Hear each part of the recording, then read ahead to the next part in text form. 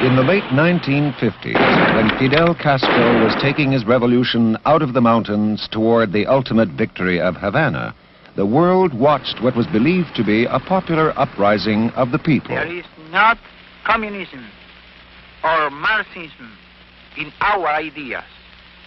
Our political philosophy is representative democracy and social justice in a well-planned economy. But the revolution provided a new base for the KGB and the communist intelligence networks. Ladislav Bittman was a deputy director with Czech intelligence. A few years after the revolution, the Czechs helped to build up the Cuban intelligence service. And then, I think in the early 1960s, the Soviets took over completely when Cuba was really in the hands of the Soviet bloc, of the Soviet Union. Here at the Cuban mission to the United Nations in New York City, where 98 Cuban nationals work, at least half are members of the DGI, the Cuban Intelligence Service. This man is Nestor Garcia.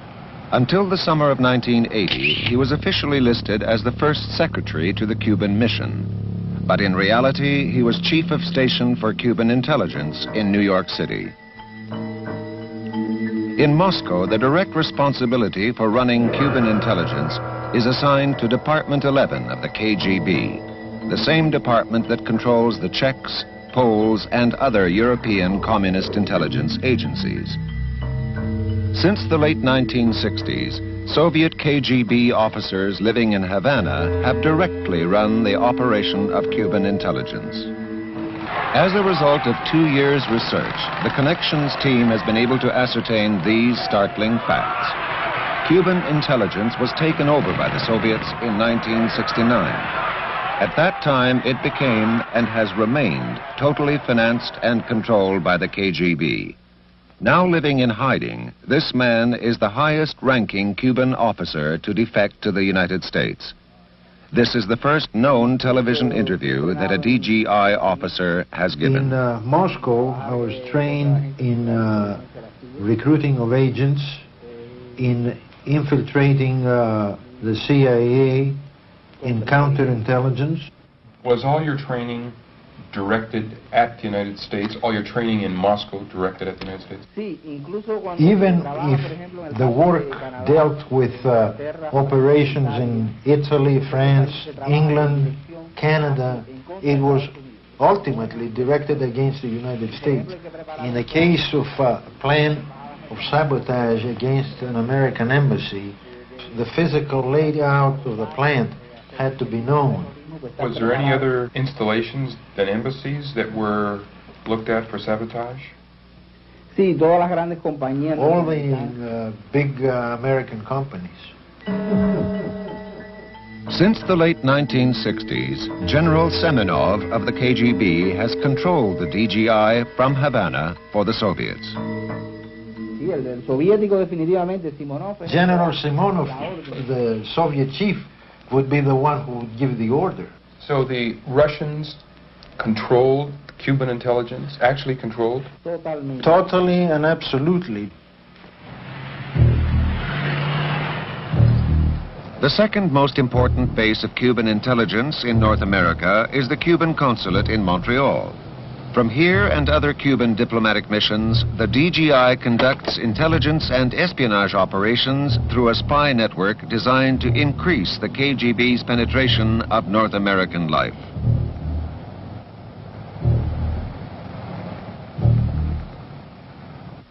You saw the files of these people in Havana, correct? Yes, I know many. Were they working, for instance, trying to get defense secrets from America? Yes, definitely so. What else?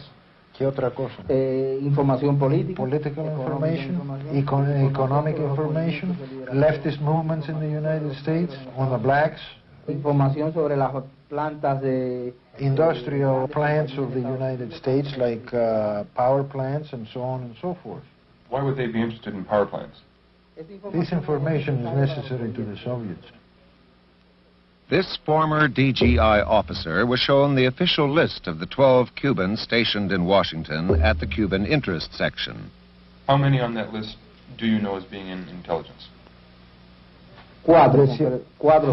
There are 4 on that list. Certainly, certainly. Have you ever heard of a Mr. Ricardo Escartin? Sí, es oficial de inteligencia. He's an intelligence officer. How about Mr. Juan Carbonell? Juan Carbonell es otro oficial de inteligencia. Juan Carbonell is another intelligence officer who was in Jamaica. Jeju Arbolea? También. Also. Mr. Martinez? Sí, ese es otro oficial de inteligencia. Yes, this is another officer of the DGI. 6 months after this interview, Ricardo Escartin was expelled from the U.S. for espionage activities. But the other DGI officers, Carbonell, Arbolea, and Martinez, are still operating in Washington. In the mid-1960s, the black ghettos of America erupted in flames and violence in an apparently spontaneous protest. The riots did not need instigation by outside elements, yet once the conditions were ripe, revolutionaries of the left moved in, funded and supported by the Cuban DGI. One such revolutionary was Philip Luce. What was the nature of your meeting with Fidel Castro? Our nature, first of all, was we met a number of times, but our first meeting dealt with what the group would do in Cuba. Secondly was what we could do in the United States once we returned, and third of all, we received over $20,000 to bring back to the United States. The next year, we were engaged in tremendous riots in New York City, which then spread to Cleveland, to Los Angeles, to other areas. Agitation at that juncture was vital, not only to our cause, but to the cause of the Cubans. We trained people in the use of weapons. We also trained people on how to stand on top of their tenement buildings and throw down garbage cans filled with bricks. We also taught them how to make Molotov cocktails. As a matter of fact, the Cubans at that time said to us, "Your revolution is your own revolution." But while we were in Cuba, they gave us money to bring back to the United States to be utilized in terrorist activities. They also invited us to the embassy, wherein they gave us money to send young Americans to Cuba who were later trained in terrorist activities. We went to the Cuban embassy on a number of occasions to get funding.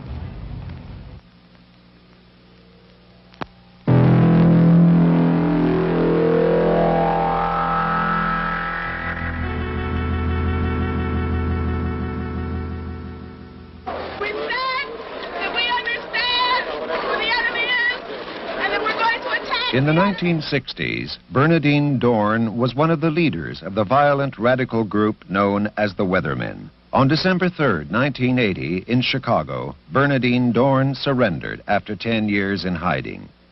With her was another Weatherman, Bill Ayers, with whom she had been living. They held a press conference and stated their continued commitment to radical change. Resistance by every means necessary is happening and will continue to happen within the United States as well as around the world. And I remain committed to the struggle ahead.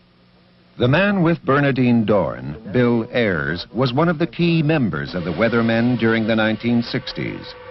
A man who knew Ayers well during those years was Larry Grathwohl, a former member of the Weather Underground, which had developed close ties with the Cubans.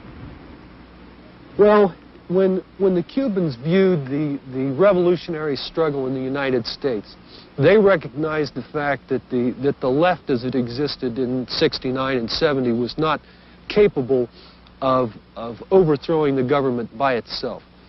Consequently, they had hoped that the group itself would be able to attack the system from within and provide assistance to the international movement, the international communist revolution.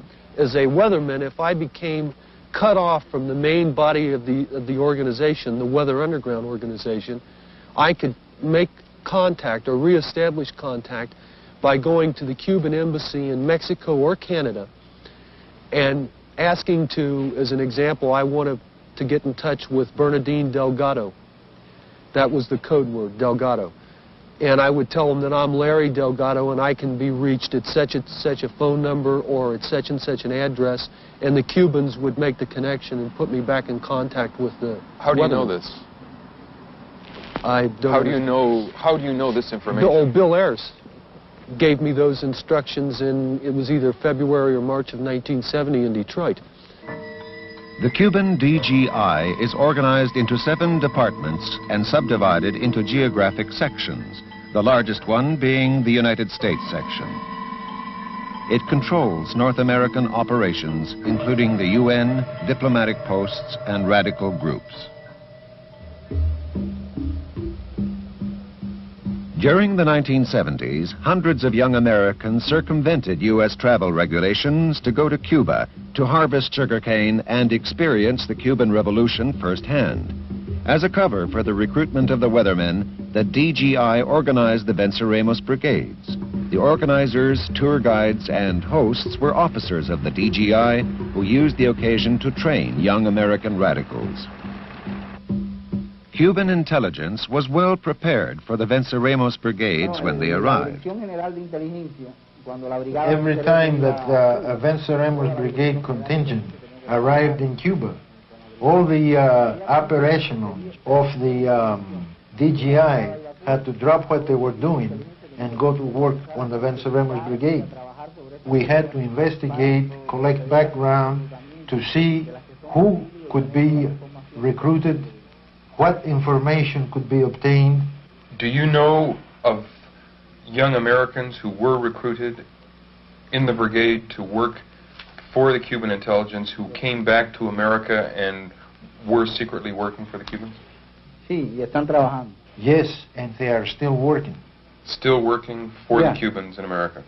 Sí, definitivamente. Yes, definitely. The brigade was established with the sole purpose of providing a cover for the weathermen to get their people to Cuba for training. And that's why it existed. As a matter of fact, when our people came back off the first Venceremos Brigade, in I think it was February of 1970, the criticism that the Cubans had made about the Venceremos Brigade indicated that the majority of people being sent there they felt were useless. They really weren't helping them harvest sugarcane. But that it was justified in the sense that here was a means to train and politicize weathermen contacts and weathermen. Cuba somehow had the ability to bring out in young people at that time the feeling of communism with a mambo beat, or somehow that what was happening in Cuba was totally different than what was happening anyplace else in the world. This was the main reason of the interest showed by the Russians in trying to control the DGI, because the Cubans could work far more easily than the Soviets. Weren't the weather people aware that they were being used by the Soviets in some way? No, they view the Cubans as being the vanguard of the international communist revolution. Now, the vanguard essentially means that the Cubans are at the very tip of the spear. They're the leadership. The Russians are being used by the Cubans. Now, this is the weatherman's rationalization of this interaction between the Soviets and the Cubans. The Cubans said, you've got to become active. You've got to start doing things. And planning a national action to protest the beginning of the Chicago 8 trial and to commemorate the riots during the Democratic National Convention of '68, and to protest the war in Vietnam is not action. Action requires that you confront the system violently. So when the weathermen got back from Cuba, they changed the national action to the Days of Rage. The Days of Rage in October 1969 was an attack on the city of Chicago and its police department. For 4 days, anti-war protesters, urged on by agitators of the weathermen, rioted in the streets, engaging in violent confrontations and pitched battles with the police.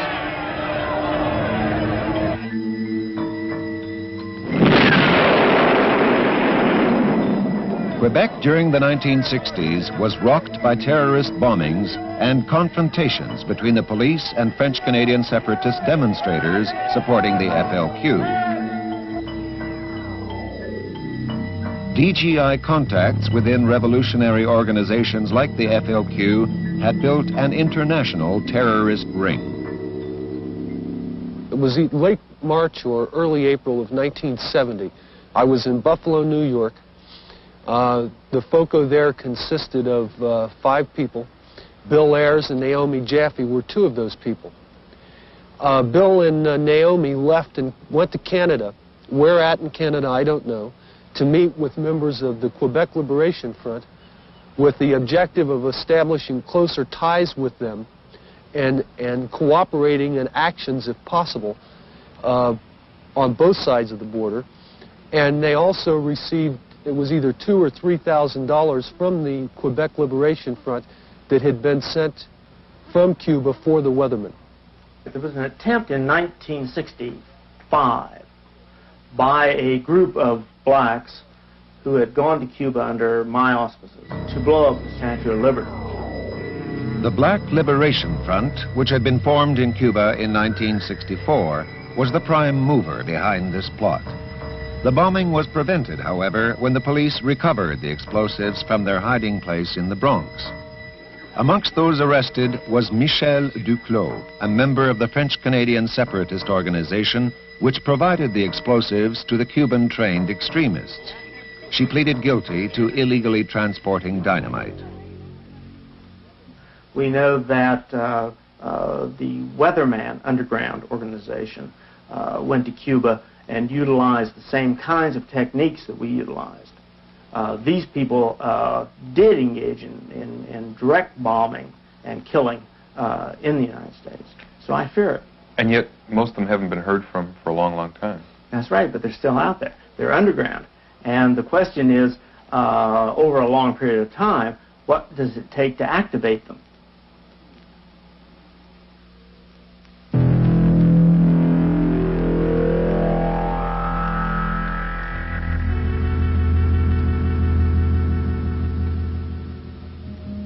In the 1950s, an obscure, unassuming photographer lived alone in Brooklyn, operating his business from a storefront. Rudolf Abel attracted little attention until it was revealed he headed a Soviet spy ring operating in America. He was caught and sentenced to 30 years in prison. Do you feel that you received a fair trial? I would refer that question to my attorney, Mr. Donnelly. Our American system of trial by jury is the fairest system in the world. In the world of espionage, Abel was known as an illegal, a spy who lives under an assumed name and is controlled by Department S of the KGB. It is Department S that selects the agents who quietly blend into the societies of other nations and lead seemingly normal lives, while secretly carrying out orders passed to them from Moscow.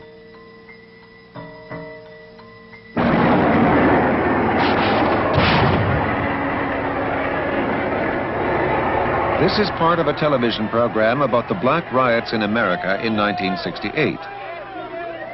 It was produced by the Canadian Broadcasting Corporation. The end credits are interesting in that the sound man on the film crew, Rudy Herman, was a KGB illegal. He was Colonel Rudolf Herman, whose cover story bears many similarities to that of Colonel Abel. Both men entered the U.S. through Canada, and both pursued careers in the film industry. Rudolf Herman went first to Toronto, where he lived quietly with his family in a small house on Sutherland Avenue. He was ordered to take a job with the Canadian Broadcasting Corporation. In 1969, Colonel Herman was ordered by Moscow to move from Toronto to New York and set up as a photographer while he organized his network of espionage in the United States. His appearance has been disguised and his voice electronically altered. Oh yes, for the past 25 years I was getting every weekend on 2 days a radio transmission.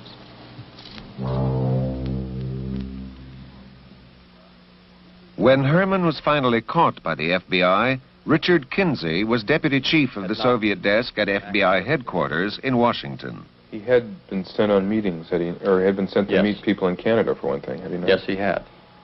Do you know anything about why he was sent up to Canada? I'd prefer not to go into to that. Colonel Herman traveled to Quebec City, where he went to Laval University and met with a Canadian economics professor named Hugh Hambleton.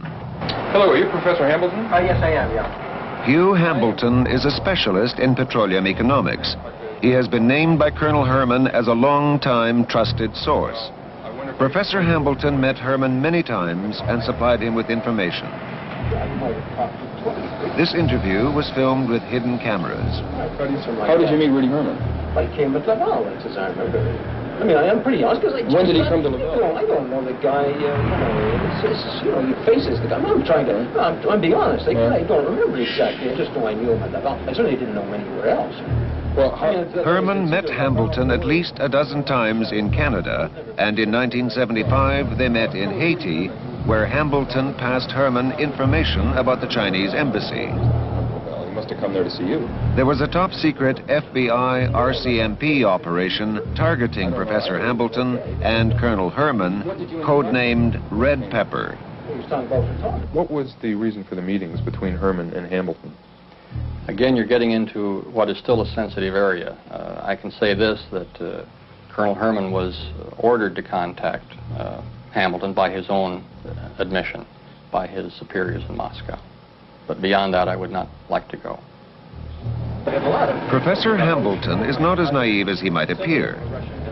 During World War II, he worked for Free French intelligence. After the war, he worked for Canadian intelligence in Germany. But then, in the late 1940s, he met in Ottawa with Vladimir Borodin, a senior recruiter for Soviet intelligence. But you met Borodino in '48, did you not?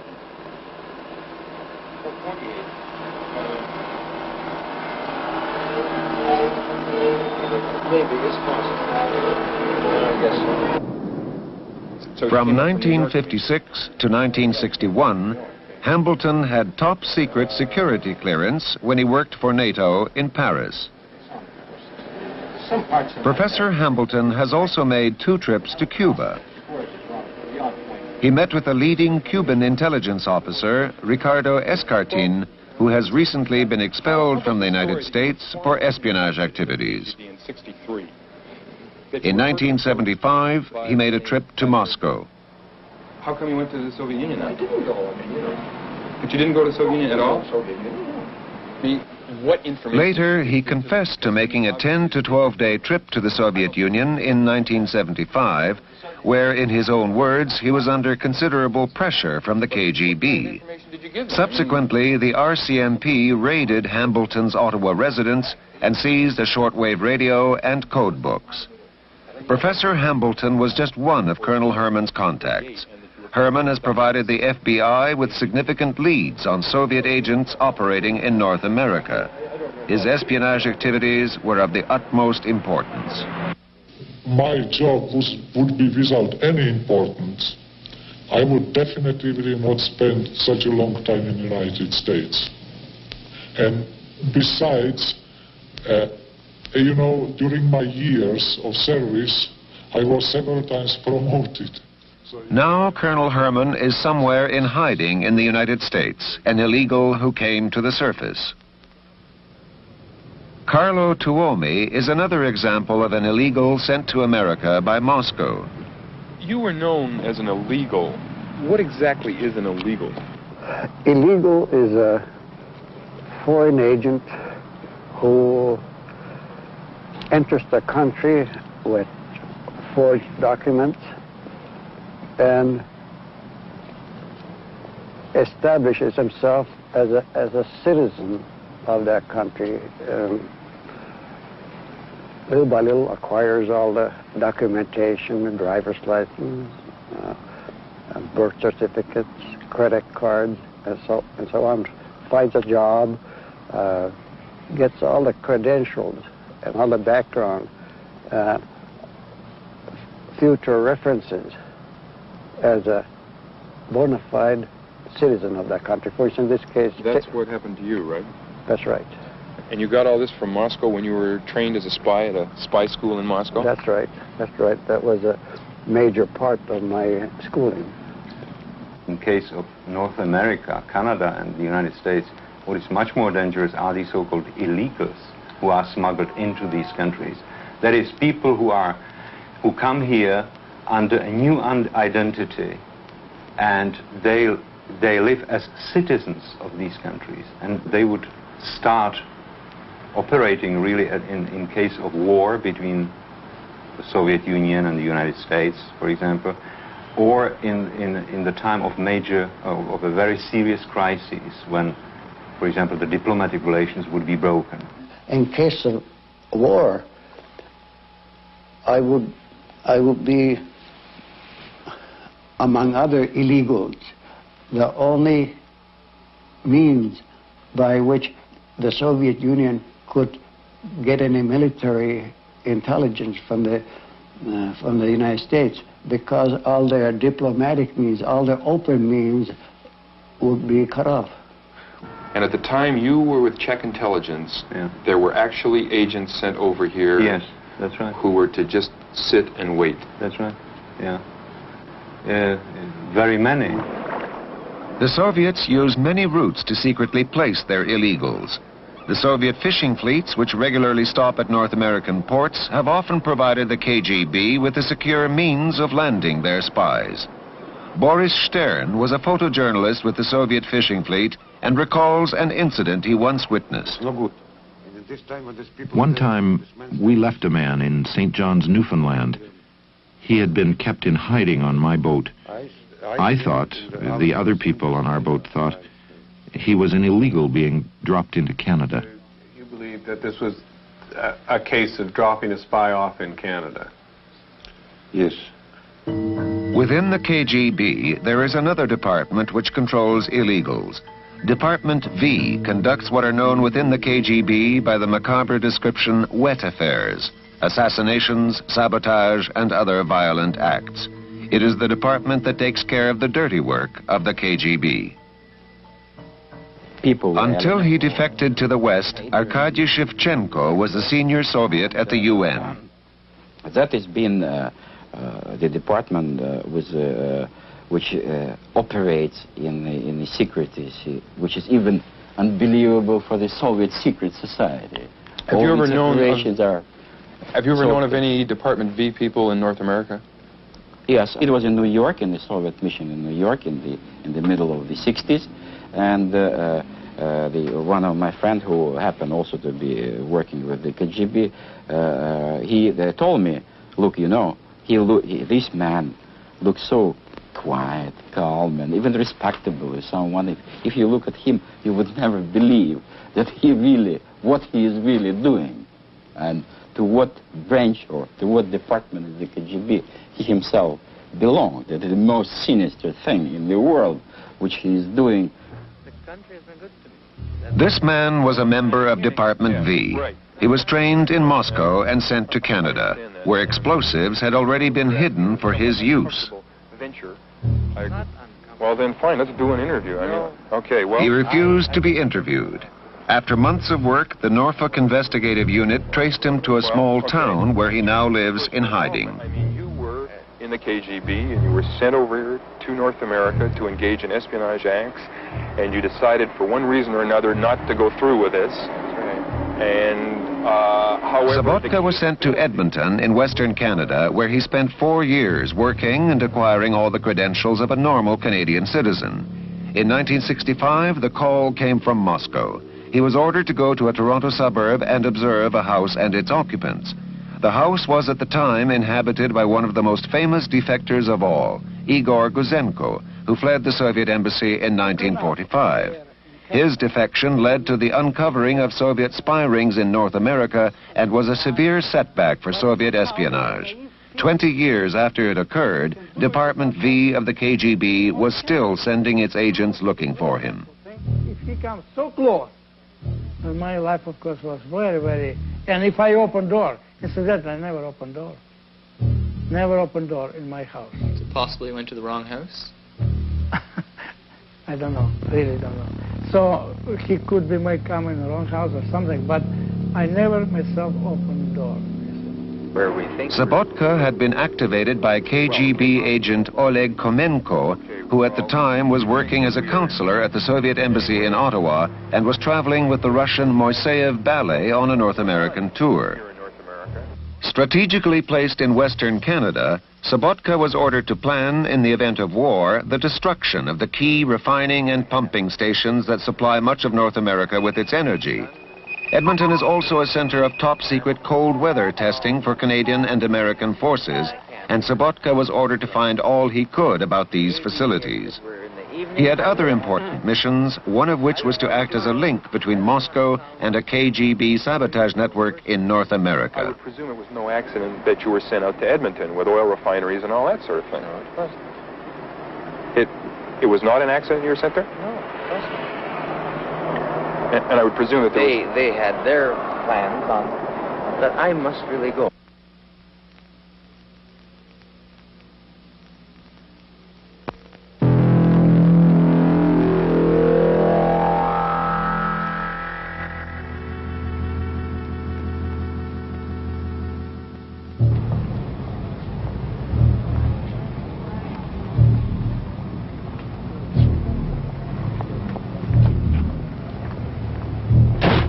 This house off Massachusetts Avenue in Washington, D.C. is an office of the Soviet military attachés.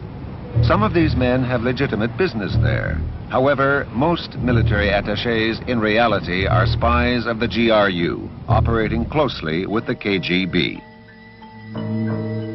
Working under the Ministry of Defense, the GRU specifically confines its activities to espionage in military matters.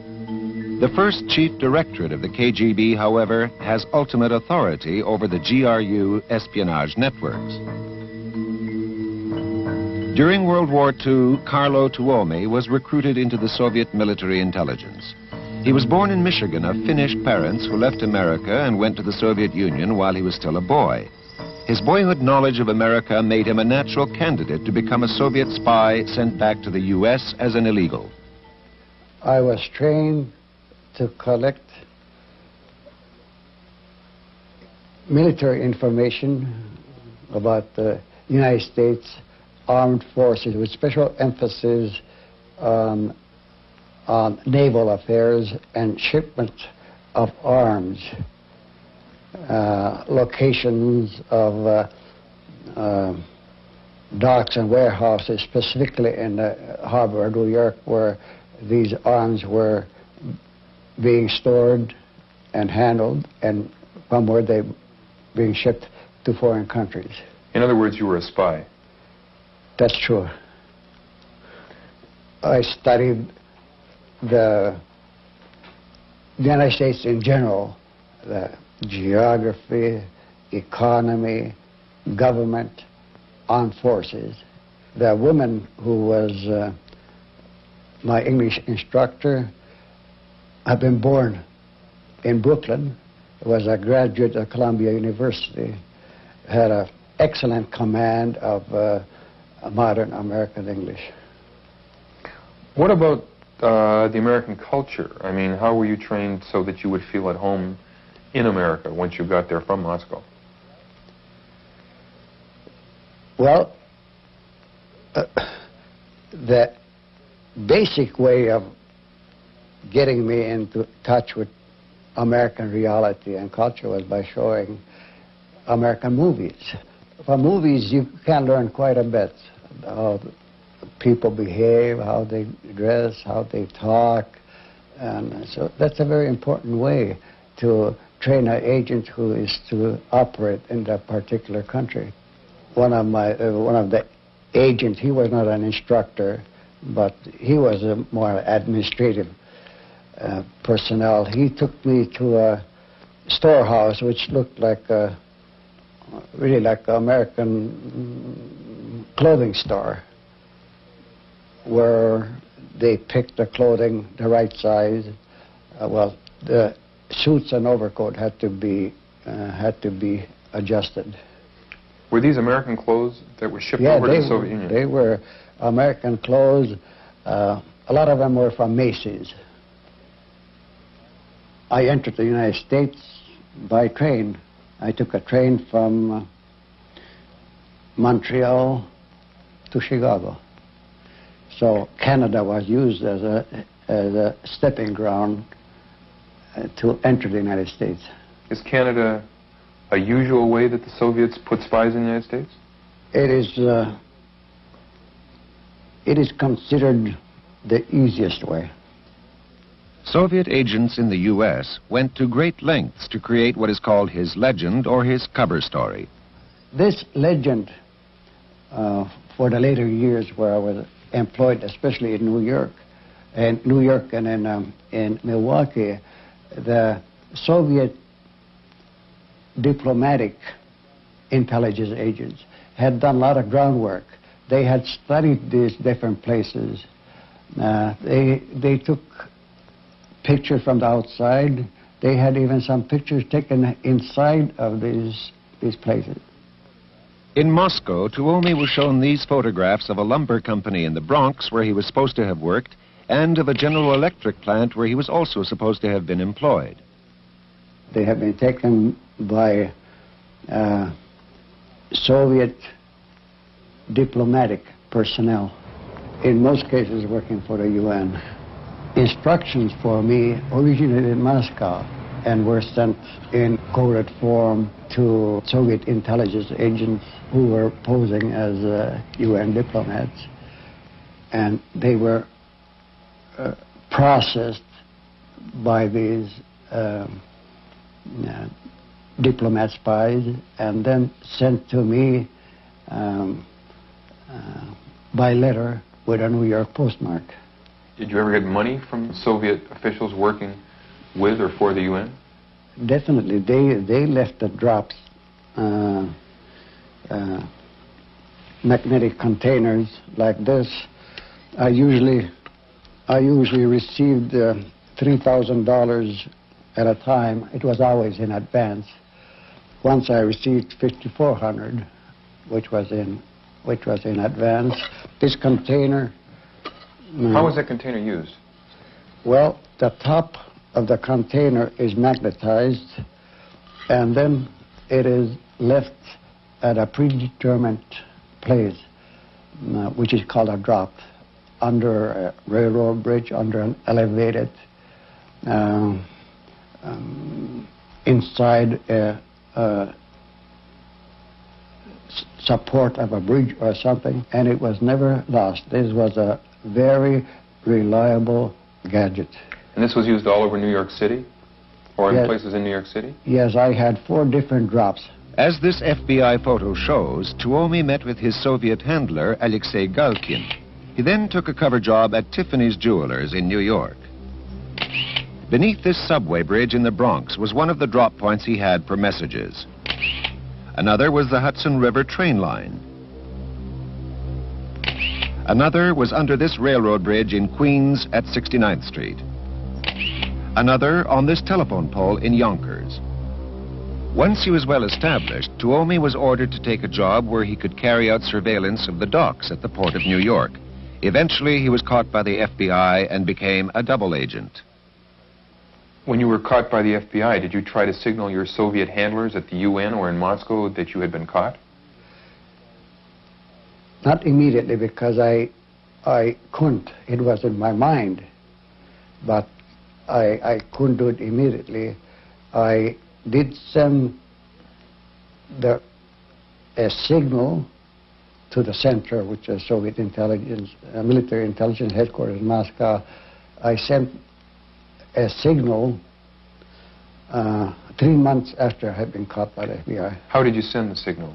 What means? I sent the signal by inserting it in a message which I wrote under the control of the FBI.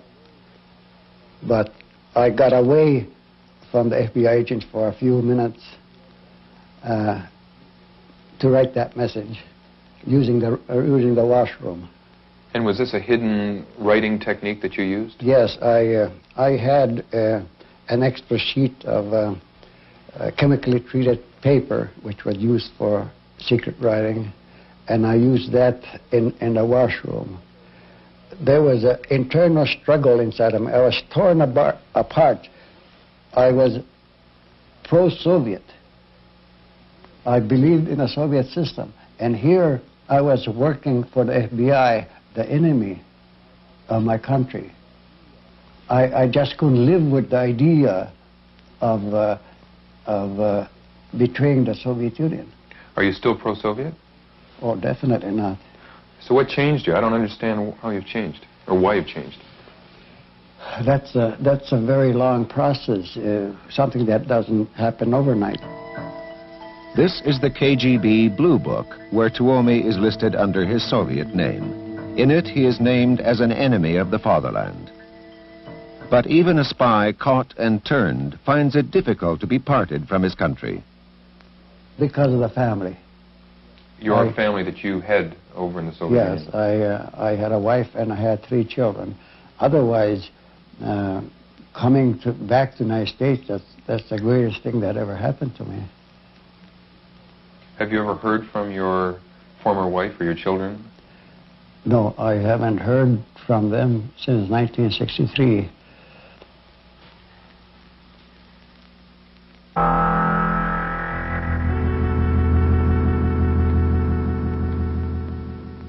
main purpose Yuri Bizminov is a former KGB agent.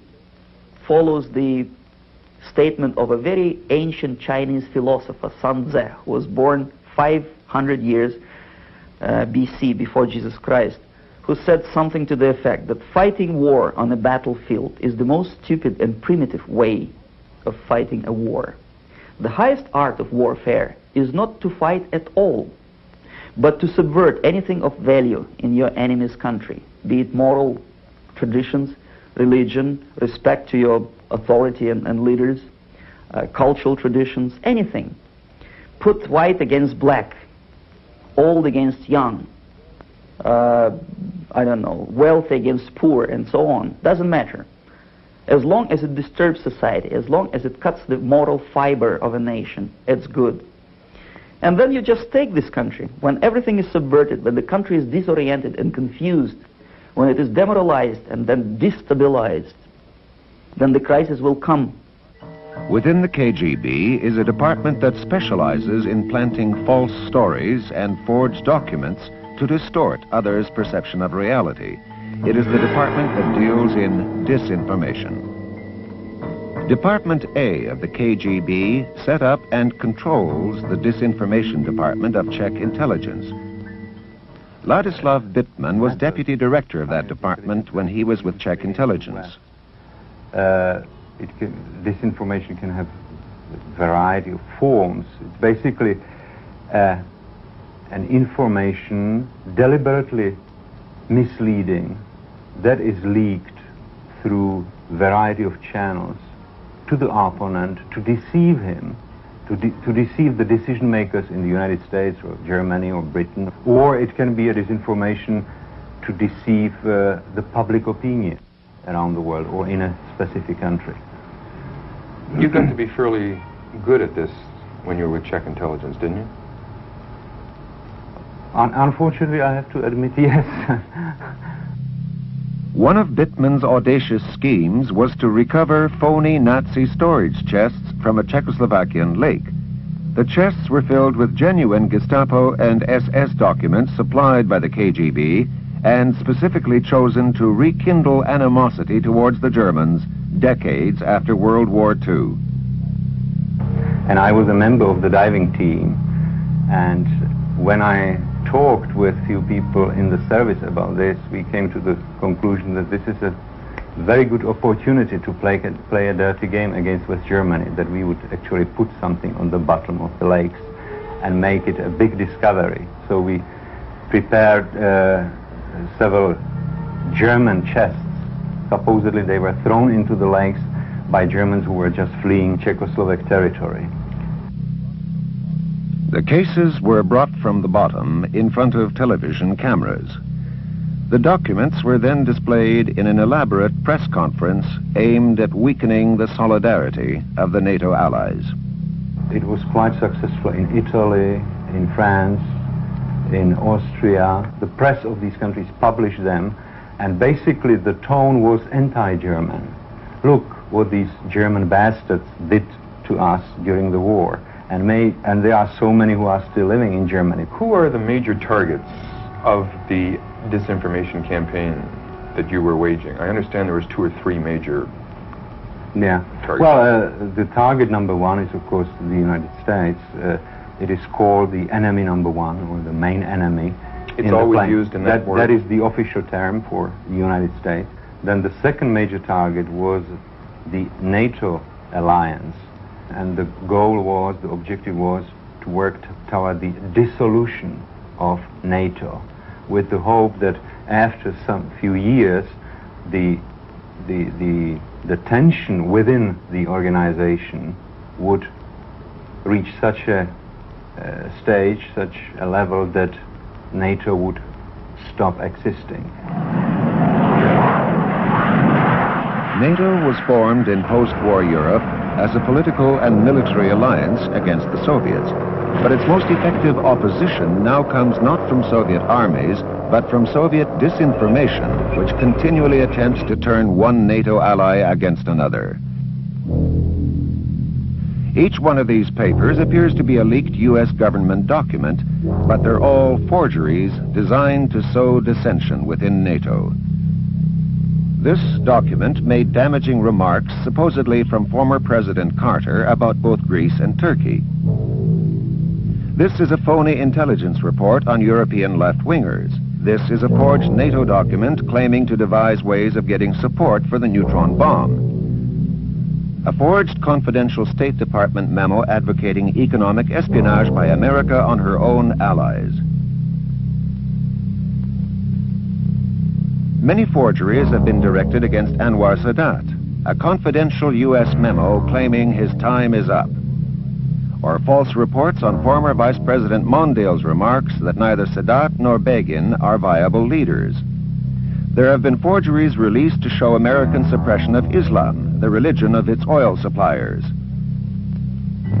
Yet perhaps the most successful Soviet disinformation attack was on the KGB's main competition, the CIA.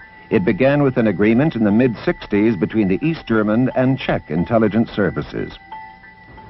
The two disinformation departments, again under the supervision of the Soviets, decided to start a long-term operation against the CIA, making life as hard as possible for CIA.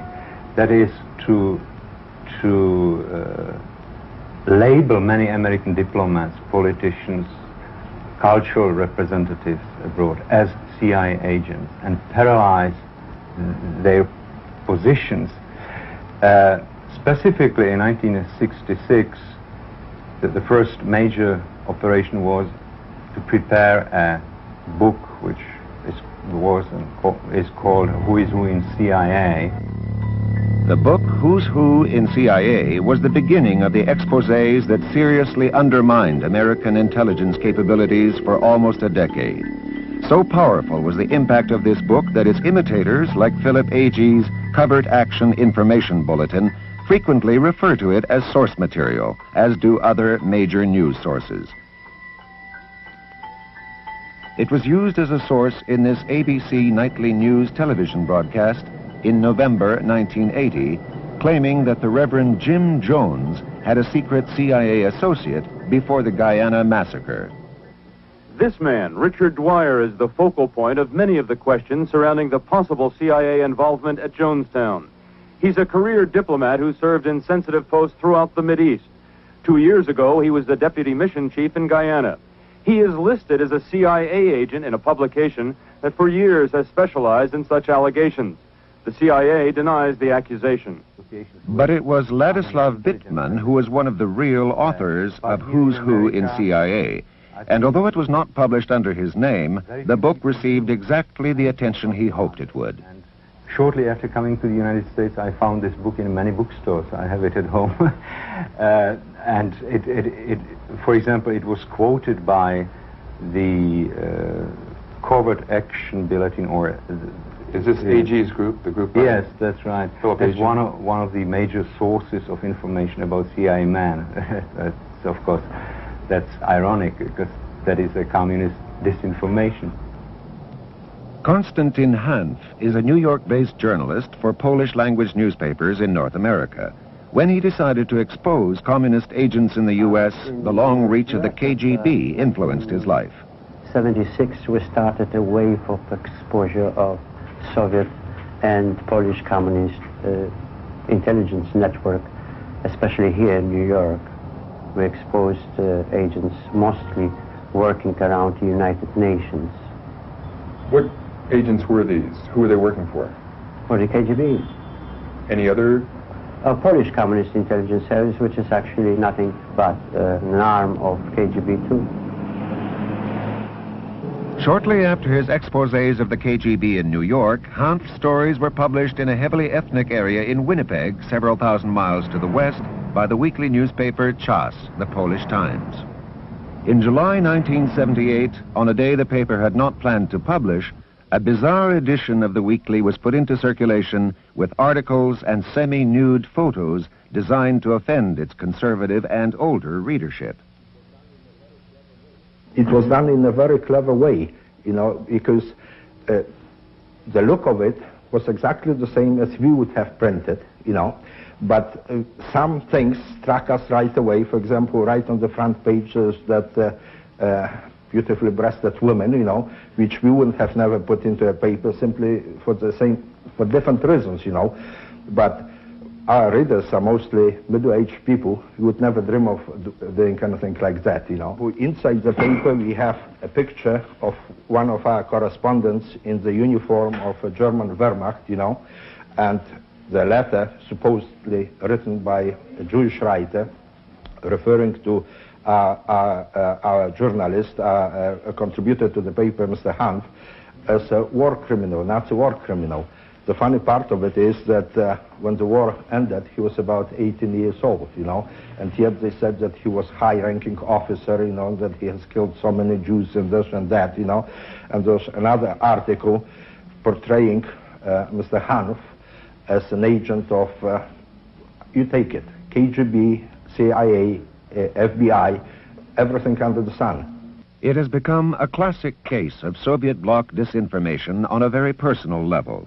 The charges against Hanf were also made in a letter supposedly written by the Jewish Defense League of New York, and the letter was sent out to advertisers of the newspaper, informing them that Czas was harboring a Nazi war criminal.